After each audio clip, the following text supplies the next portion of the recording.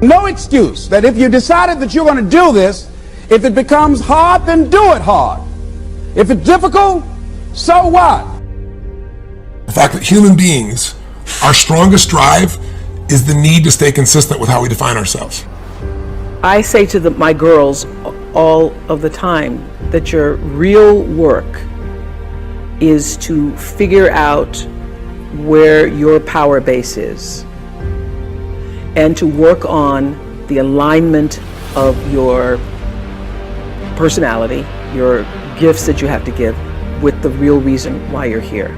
So that's the number one thing you have to do, is to work on yourself and to fill yourself up and keep your cup full. Keep yourself full. Now, I used to be afraid of that. I used to be afraid, particularly from people who say, oh, she's so full of herself. She's so full of herself. And now I embrace it.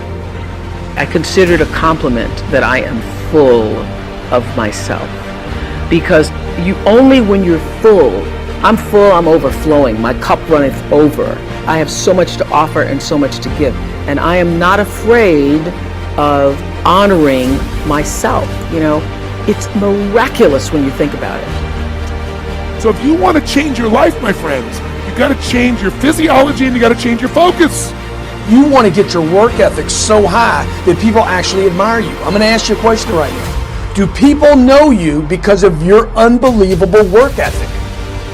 If you can't answer yes to that, man, you're not going to get in that top 10%. You got to get to the top.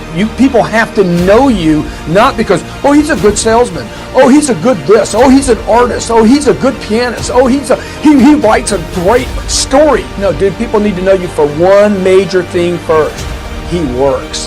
He produces. The guy's there every day. The guy's pushing and shoving. Because the truth is, no matter how good your ideas are, how good your art is, or how good your skill set is, if you're not working, man, if you're not vibrating at a frequency that people say, my God, how does that guy do all that? If you're not vibrating at that rate, 10x levels, massive action, tremendous work ethic, that's just a muscle now, and it's just a discipline in your life, and it's a way, it's a normal way that other people think is abnormal. Ryan Seacrest, Tom Cruise, Oprah, Steven Spielberg, Donald Trump, still pumping and working as a billionaire. Look, if you're not working at that level, you're not going to make it. Get your work ethic in, man. It's the American way. Work ethic. Listen, getting successful, whatever you consider successful, if it's rich, whatever, it's not a magic trick. It's not God picks certain people he'll make rich and certain people he don't.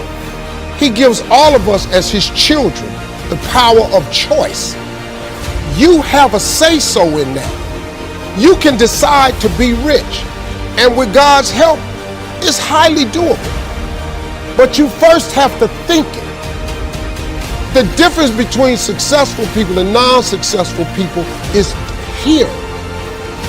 I'm no better than none of y'all. I'm not a better person than you. I'm not a better Christian than you. God don't love me more than you. None of that. If you want to be successful, you have to change this. This has to change. Everybody wants life to be greater, but almost all of us get stuck at times where something stops us, something prevents us from doing something that we really are capable of doing. So take total responsibility for it. Just own it. Don't make any excuses on why you gave in or why you didn't come through. Just own it. And face the flak, whatever it is. And stand up inside yourself.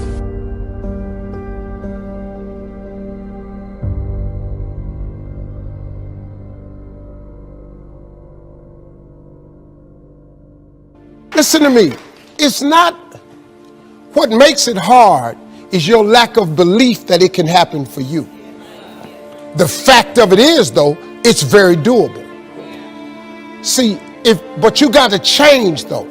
If you keep doing what you've been doing, you're going to keep getting what you've been getting. So if you're at a place in your life and you ain't happy with it, you have to change some things. But you have to make a conscientious decision that you're going to change. And it's not dependent on anybody else. It don't matter what your mama think. It don't matter what your coworkers think. It don't matter what your siblings think. It don't matter what your children think. It don't matter. They have nothing to do with it. This decision is yours and yours alone. Commitment shows up in your life through action. You can tell people who are committed and those people who don't feel worthy. The people that are committed are busy doing it. The people that don't feel worthy are like a guy I talked to last night who told me, hey, I sure like to do what you're doing. However, I just don't want the responsibility. The company I work for, they're taking good care of me. I say, let me tell you something. Once you increase your sense of worthiness, you won't even be able to open your mouth saying that somebody is taking care of you. You want to take care of yourself. But see, because he doesn't feel worthy, he's intelligent. 17 years for a major corporation. They've spent thousands of dollars training him. He knows he has the book knowledge. But his attitude is, his vision of himself, his sense of deservingness says, you can't have that. So he will fabricate all kinds of excuses on why he can't have it. Robert Anthony said something. Robert Anthony said that you can only have two things in life: reasons or results. Notice, reasons don't count. On why they're not living their dream, on why they're not manifesting their greatness. They will always be able to point those things out, but none of those things count. The only thing that counts are results. And results don't lie, ladies and gentlemen. They tell it all. Judge a tree by the fruit that it bears, not the ones that it might talk about, not the ones that it might wish for, or think about, or affirm about, but the fruit that it actually bears. So let us look. I think that all of us are committed.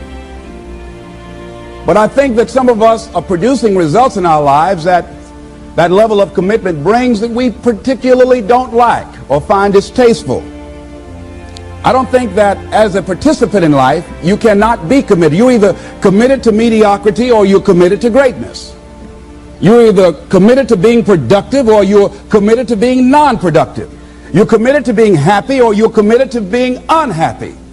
See, whatever you're doing, however you spend your time, that tells you who you are. So think about what it is you like to create in your life experience. Once I look at how you commit your time, once I do an evaluation on how you spend your time, I can tell you exactly what you're committed to. People that say they have dreams or want to open a business or want to do something differently than what they're now doing, they don't like their jobs, they're unhappy, they're unfulfilled. People who say they want to improve their income level, look at how they spend their time. How they spend their time, the commitment of their time, how they use that will really tell the truth. People who said, I'd like to do better, but you don't find them in vocational or technical schools upgrading their skills and their knowledge, how they spend their time, that will tell you what's going on. People who say they want to normalize their weight, they want to be healthy, but every time you see them, they're eating, that will tell you that they're committed to being obese for the rest of their lives. People tell you they want to stop smoking and they're lighting up at that time. Folk that say, I want to stop drinking, and every time you're in their face, they're reeking with alcohol, that will tell you what's going on. Don't have to listen to what they say, just watch what they do. Commitment shows up in your life in what you do.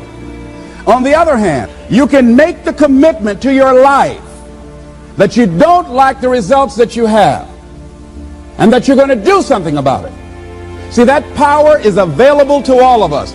People who look at life and decide, I want something different for myself. Carol Hatfield. Carol lives in Detroit, single mother, decided that she wanted to go into her own business, did not have enough money to do it. She wanted to have a health food store.